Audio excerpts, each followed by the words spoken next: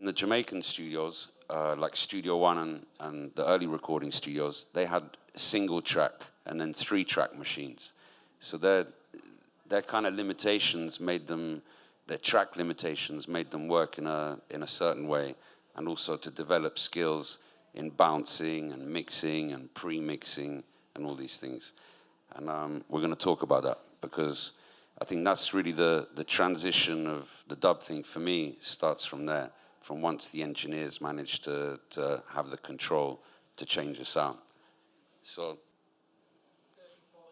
yeah.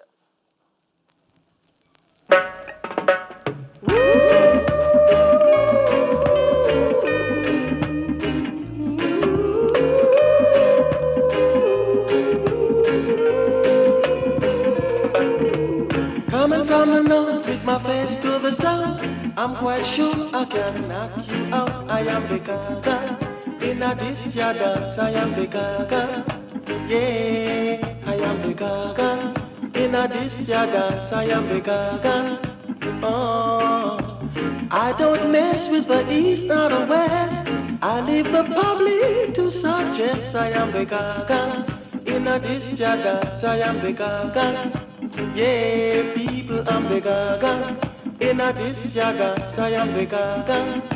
Yeah, yeah. Oh, shut up your mouth, man, sip your stuff. This is not the dread, know what I'm talking about. I am the gaga. In a this ya dance, I am the gaga. Yeah, yeah, I am the gaga. In a this ya dance, I am the gaga. People listen, yeah. All right. So, kind of like standard, the music's just playing, he's singing. Now, also, if you pay attention, I don't know if you guys know much about vinyl cutting, but what I discovered early on, why I also love the dubs more, and I think subconsciously people like the dubs more sometimes, is because the dub is louder. Now, when you cut a record, the vocal usually is the loudest thing in the mix, so the A side having the vocal in it, the engineer would have had to reduce the level to avoid the vocal going into distortion, because obviously people would complain if the voice is distorted. And by not having so much of the vocal, and most of the time the dub mixes, they turn the vocal down a little bit, the engineer could cut the B side louder. And that's, I think, when people play and listen subconsciously, I think that has an effect too. So we should notice a slight difference in volume. A bit more bass.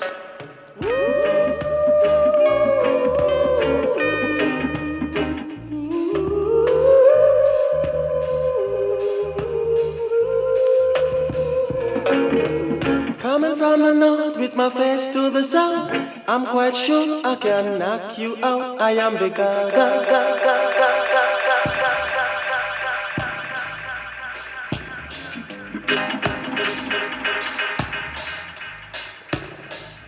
Right, so you got to remember, this is 1975, and the rest of the people on the island have got 1-track, 2-track, 3-track machines, but Tubby's got 4 tracks. So he's the first guy that can actually control the drums, the bass on a separate channel, what they call the rhythm section, the guitar and organ and all this on another channel, and then the voice. So he was the first really to be able to do these kind of arrangements. Let's just run that again. And if you notice, Tubby's working in simple maths.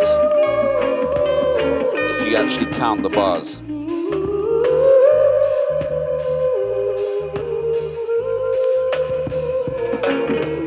Coming from the north with my face to the south, I'm quite sure I can knock you out. I am the gaga.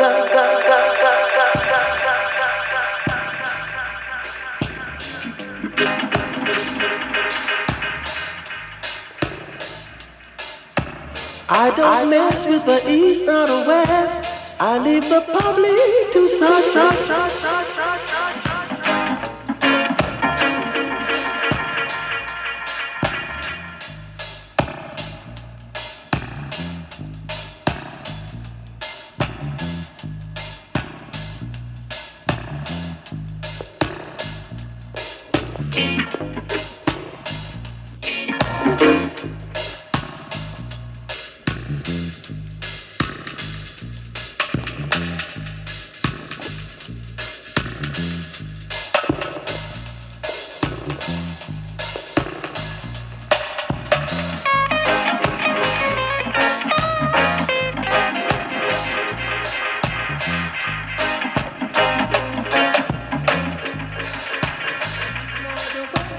I lead the public to suggest I am the gaga.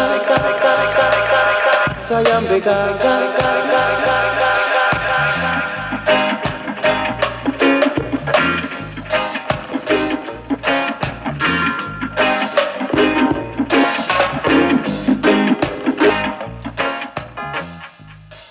All right. So for me, and this is a pivotal dub record anyway at the time, but it's still, even though it was made in 1975, it's still heavy, and even if someone recorded it now, and they wouldn't get it to sound as good as this. And Tubby's simple arrangements, were you guys counting? Because if you realize how Tubby's bringing the drums, he's kind of dividing, obviously most musical phrases in 4 bars or 8 bars and so on, but he starts to break it down, so he's bringing things in on the 6th bar, which is why the drum rolls, he's very clever at bringing things out and then reintroducing the phrase, but on bar 6 or 7 and bringing the drum roll back in and so on. It's very subtle, but very, very effective in doing those kind of combinations. And I think because he was such a perfectionist as well, when you listen to his echoes, they're very clean. So everything fading away beautifully, and the kind of, again, what we take for granted now, every DJ now has a high pass filter and a low pass filter and stuff like that, but Tubby had one on the desk, and he was the only one that had one, so again, that was part of his sound, that filtering kind of sound. And I think all of us, Mark included, would have wanted that filter. See what I mean? I spent 20 years looking for it, basically trying every high-pass filter that I could, old American one that I could find, and I eventually found it. But it cost me several £1,000s of buying shit high-pass filters from the 1960s to kind of work it out. So that's kind of the vibe. But yeah, I got there in the end. Yeah. So I think also the dub thing for me is like when the song was bad or not so good, and I'm gonna use an example, a Leroy Smart one now. I think when the song wasn't that great, he gave the chance for the B-side and the dub to be just different. This ghetto girl I feel deep inside.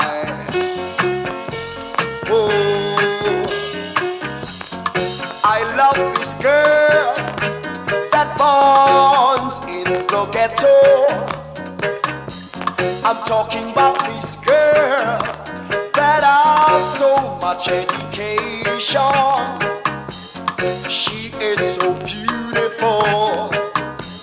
She got many things to hold me. She is intelligent. So for me, this isn't really a great Leroy Smart song. He's obviously not that inspired that day. Well, let's check the dub. This ghetto girl, I like the dub much better. this ghetto girl I feel deep inside. Whoa.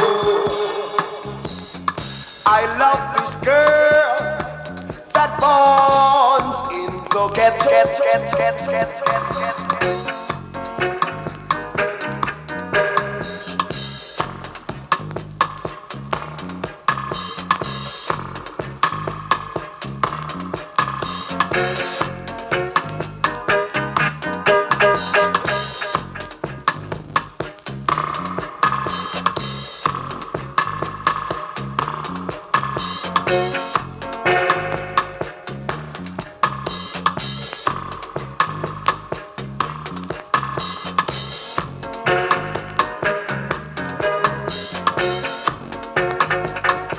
Yeah. So the singer wasn't inspired, but you can tell the band was. Sorry, Leroy Smart, even though I do love you. So we'll play another one, classic Human Dell. Again, it's by Tubby.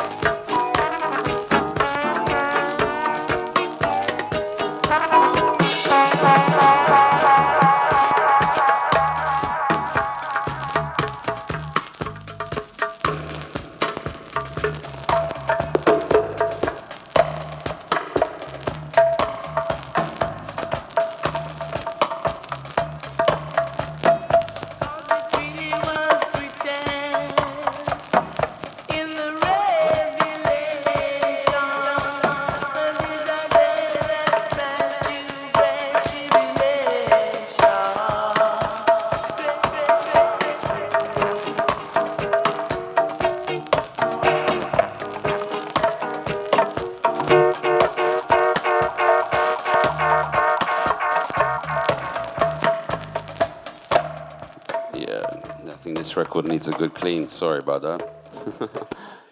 So look, to be brief, like Tubby only had two real effects. He had one reverb or a couple reverbs and the delay.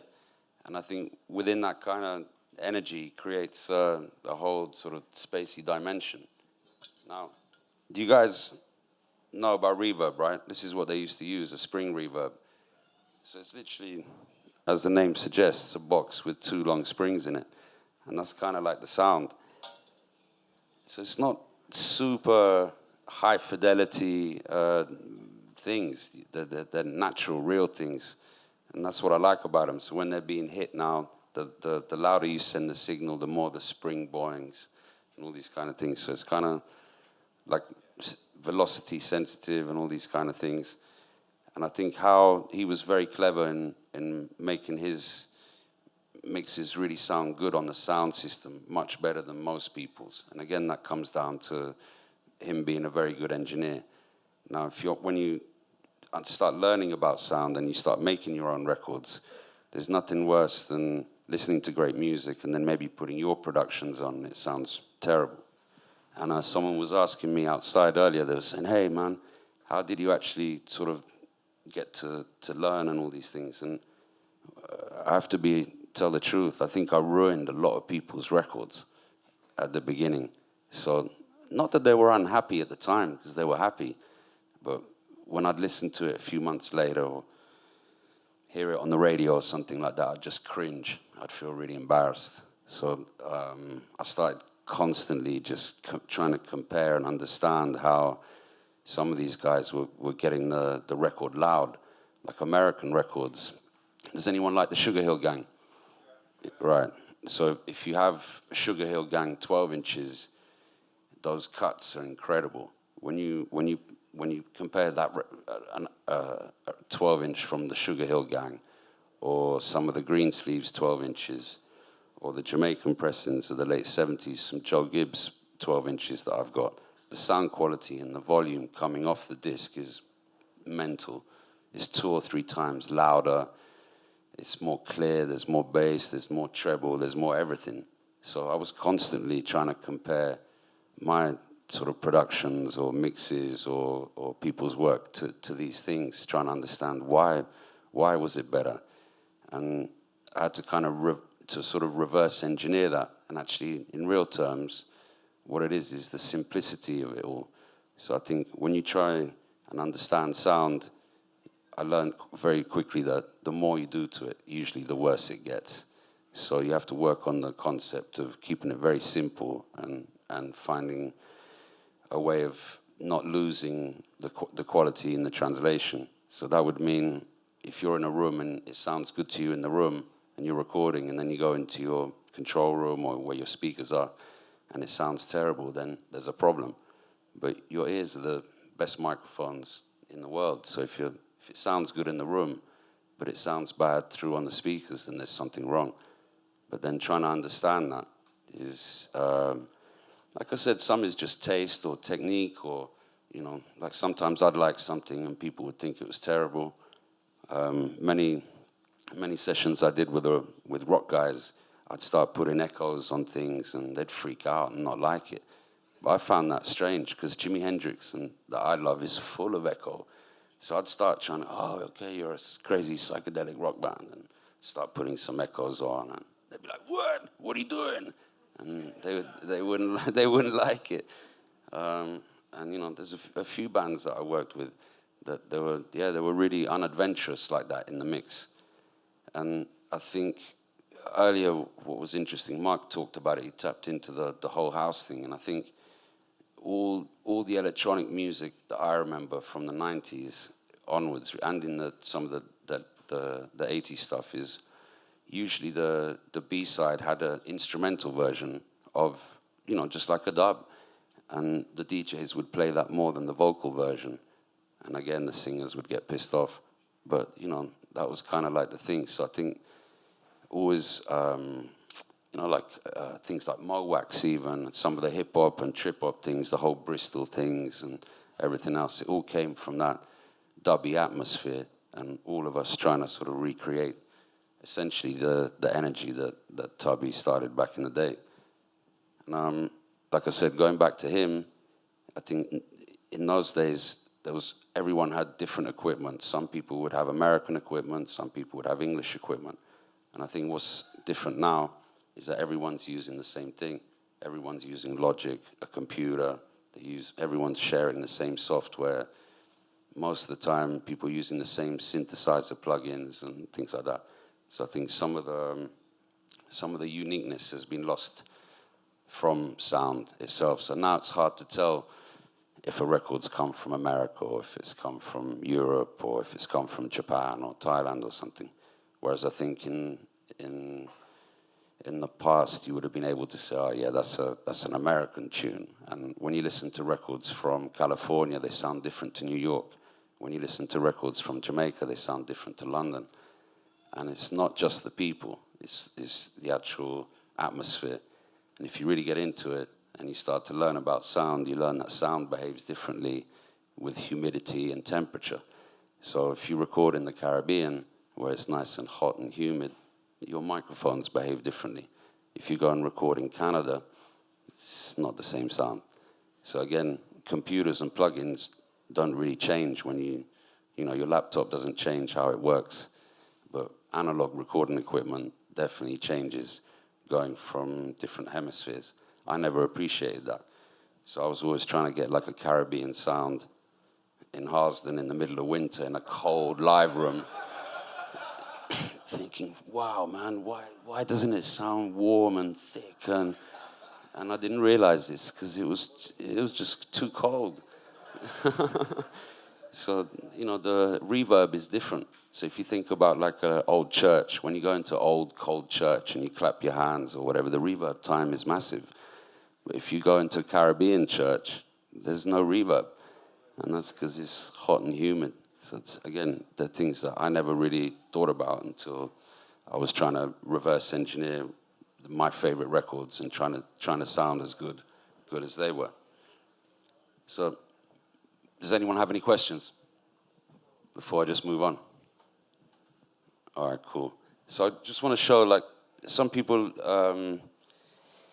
don't really get the opportunity to record with musicians, and I'm trying to encourage that. And recording drum machines or just computers is pretty boring as a sound engineer.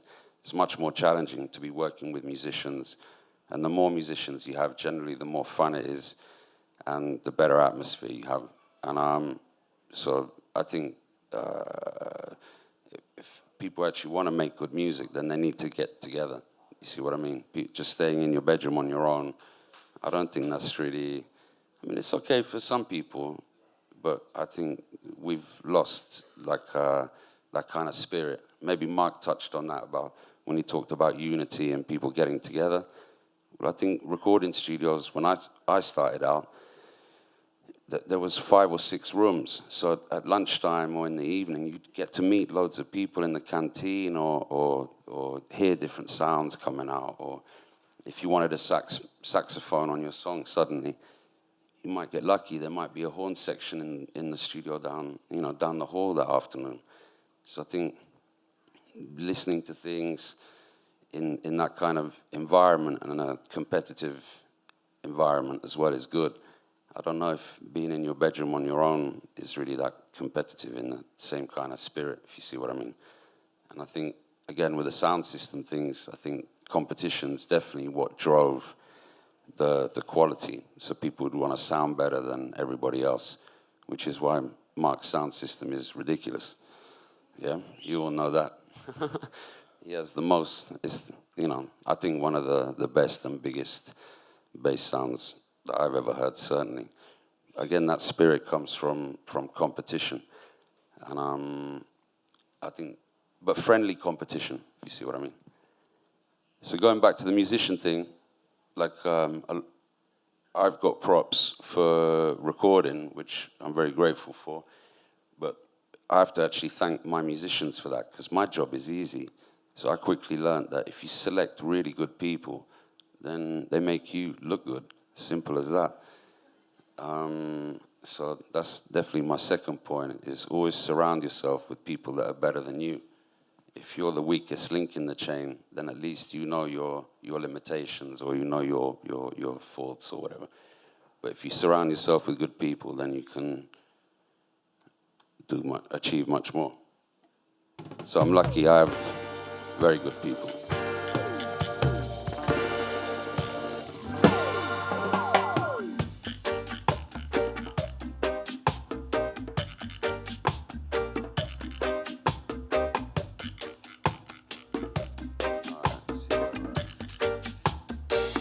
All right, you guys know Winston Francis? You ever hear of him? Yeah. All right, he's a classic old Studio One singer. I love him. He's amazing. Super great vocalist. And many people don't know this song, but it's actually a big roots anthem. And I just want to play it quickly.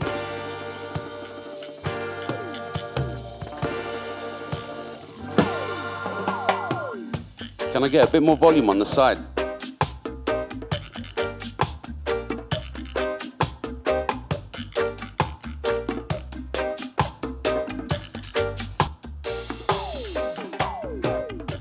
Let's go to Zion.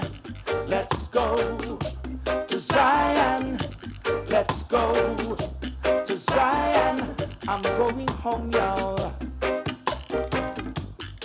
Zion is the only place where there is love and harmony. Zion is the only place where there is justice and equality. So let's go to Zion. Let's go to Zion. Let's go to Zion. I'm going home, y'all.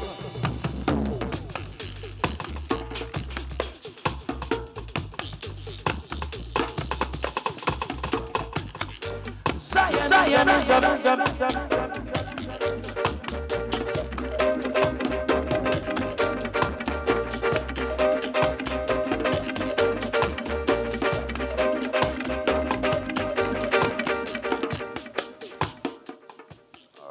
I didn't actually set this up earlier, so bear with me while I just balance this up.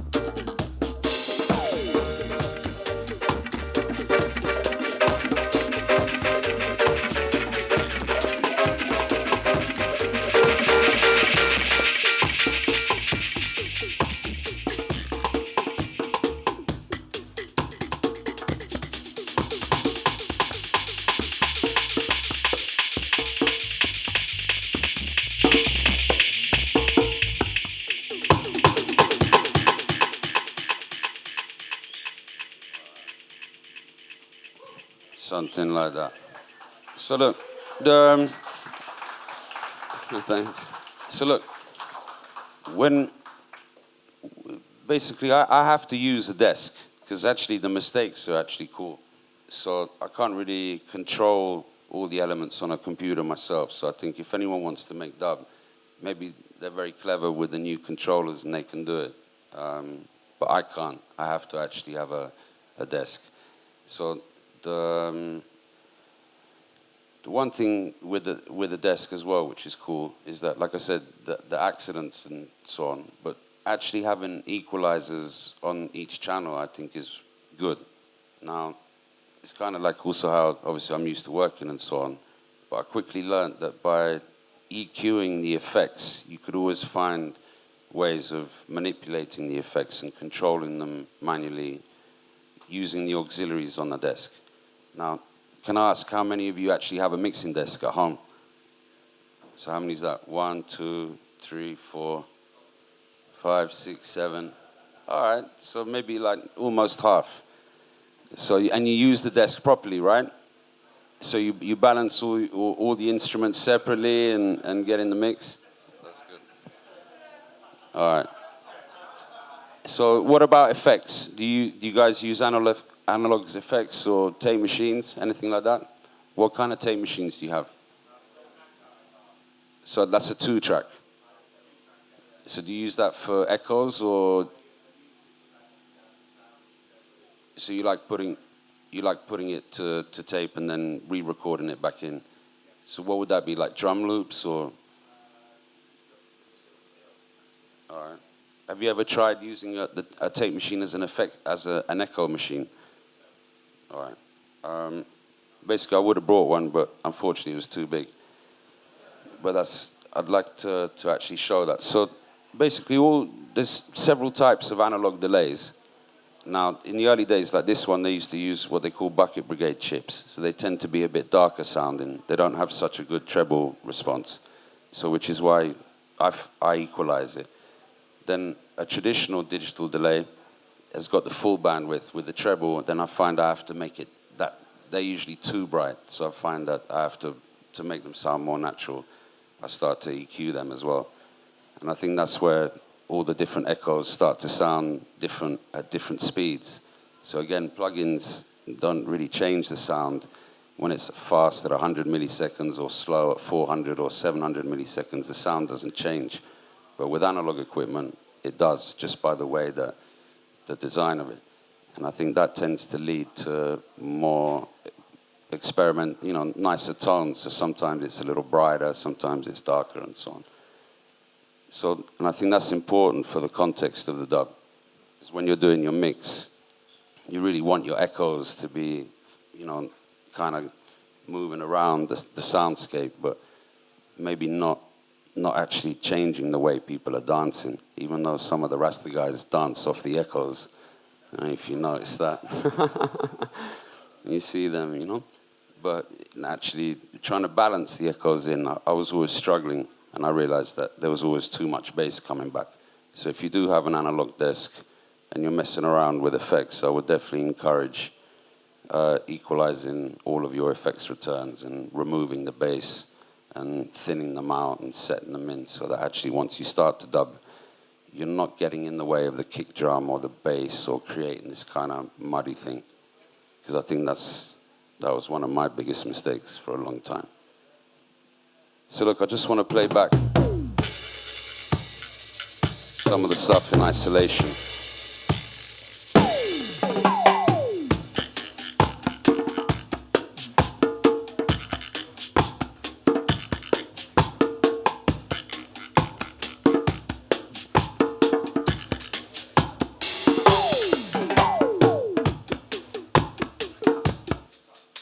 I always, I end up putting a lot of, me and Horseman love the percussion. So you got a scraper there.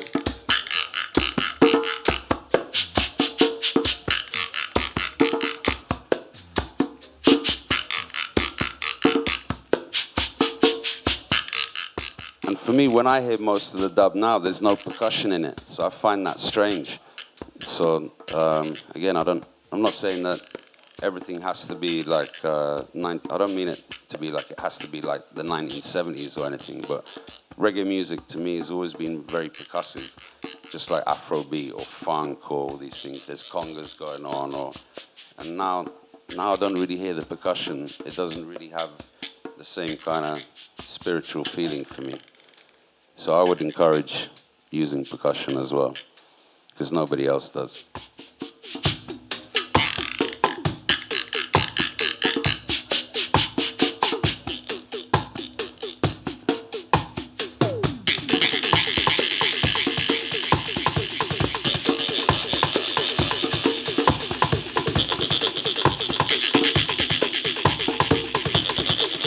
Because now once you put your echoes on, it starts to become more interesting too.